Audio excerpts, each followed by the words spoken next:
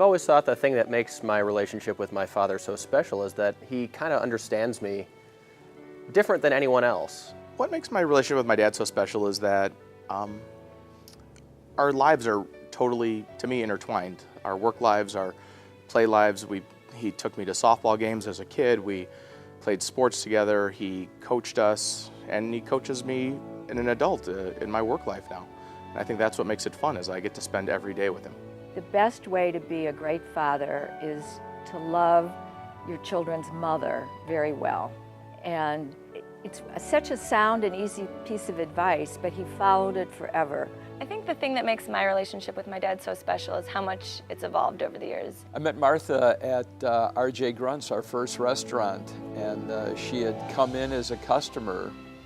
And it was funny, the week before, my partner, Jerry Orzoff, had said to me, "Rich, all you do is work. You know, you never meet anybody. It's like there's so many attractive women that are coming into the restaurant." And he said, "If you ever see someone that you find appealing, let me know." Like a stage cue, I walked in and he said, "Oh, there's a woman I would meet." I was a little on the bashful side. And Martha walked in and I watched her while she was waiting in line, and I got Jerry and I said, "I'd like to meet her." And Jerry, who liked to meet women himself, came up and asked me 10 questions in 10 seconds and decided, I think, that I wasn't that interesting to him, because he said, "Well, I didn't really want to meet you, my partner did." And he introduced me, and we didn't hit it off right away.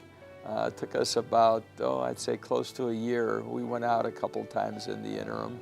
I knew Rich was the one almost from the very beginning. He was happy, he was optimistic, I loved his smile, I loved the way his eyes crinkled, I loved the way he made everything fun, and I knew that it was just going to be a lifetime of goodness for me.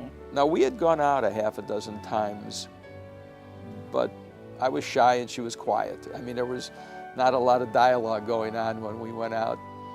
And I got up to the table, and Martha actually stood up and gave me a big hug and kiss.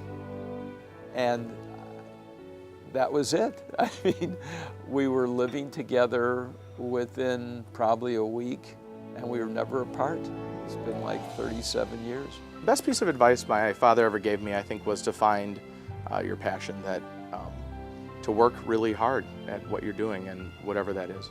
You know, I've always said that some fathers will tell you what to do, and I think my brother and sister and I were pretty lucky to have a father that kind of just went out and showed us how someone is successful. It wasn't always about him telling us what to do, it was leading by example. The piece of advice that my dad always gave all of us was to find our passion and then work your hardest at it. I've always thought that in sports, the one thing that everybody could do is hustle. In other words, try your best. And I feel that way about life and about business. One of my favorite things to do with my dad, and it's really pretty simple, is we have this kind of Sunday tradition where we go out for lunch together. We go to the same restaurant and order the same thing and just catch up. You know, we'll talk about work, we'll talk about girls I'm seeing, and it's great to get away and just talk.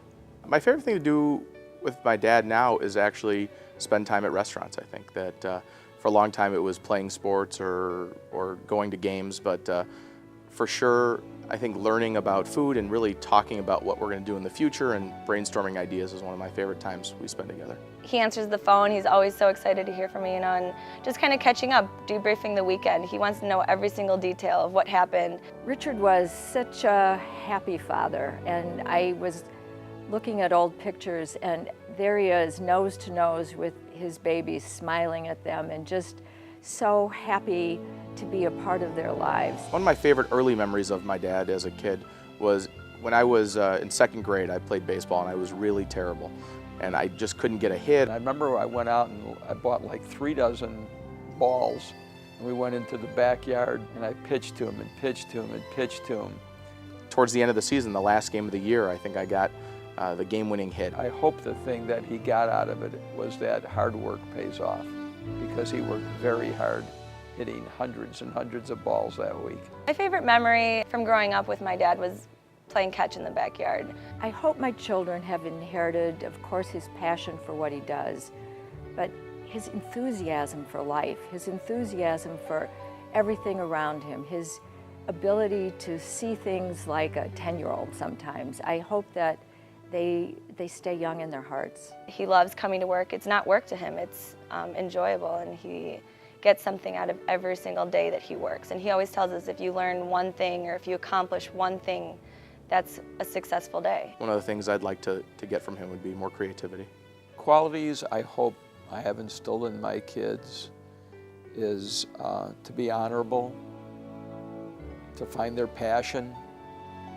When they find their passion, to work hard, and I hope that they are happy. Dad, I couldn't be prouder of you.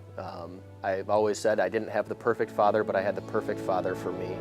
And thank you for always understanding me and being there for me, and I love you, and congratulations. Congratulations, Dad. We're so excited for you and happy to be here celebrating. Dad, congratulations. So proud of you. I love you. Richard, I love you dearly, and I'm so happy to be here with you for this evening. It's a great honor, well deserved. I love you.